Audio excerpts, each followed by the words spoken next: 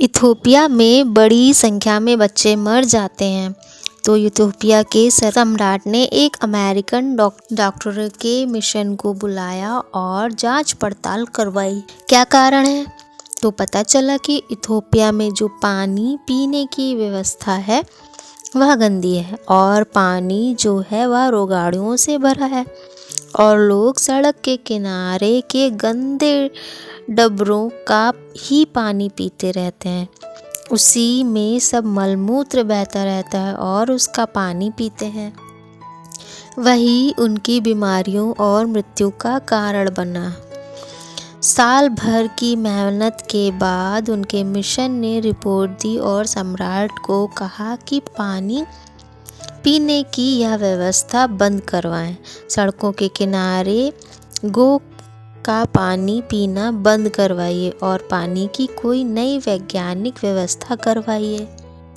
तो इथोपिया के सम्राट ने कहा कि मैंने समझ लिया आपकी बातें और कारण भी समझ लिया, लेकिन मैं यह नहीं करूँगा, क्योंकि आज अगर हम यह इंतज़ाम कर लें आदमियों को बीमारी से बचाने का, तो फिर कल इन्हीं लोगों को समझाना मुश्किल होगा कि परिवार नियोजन करो। इथोपिया के सम्राट ने कहा, यह दोहरी झंझट हम नहीं लेंगे।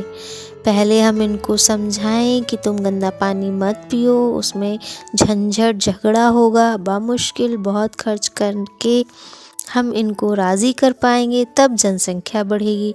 तब हम इन्हें समझाएंगे दोबारा कि तुम बच्चे कम पैदा करो, तो उसने कहा, इससे यह हो रहा है वह ठीक हो रहा है। मैं भी समझता हूँ कि यदि भगवान पर छोड़ना है तो फिर इथोपिया का सम्राट ठीक कहता है, तो फिर हमें भी इसी के लिए राज़ी होना चाहिए।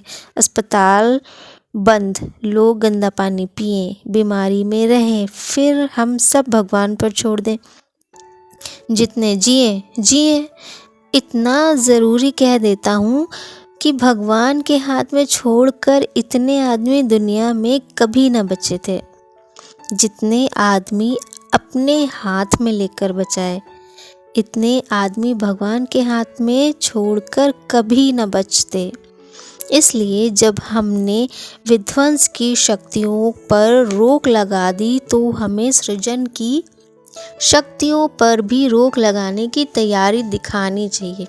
और इस तैयारी में परमात्मा का विरोध नहीं हो रहा और ना इसमें कोई धर्म का विरोध हो रहा, क्योंकि धर्म है ही इसलिए कि मनुष्य अधिकतम सुखी कैसे हो, इसका इंतज़ाम, इसकी व्यवस्था करनी चाहिए।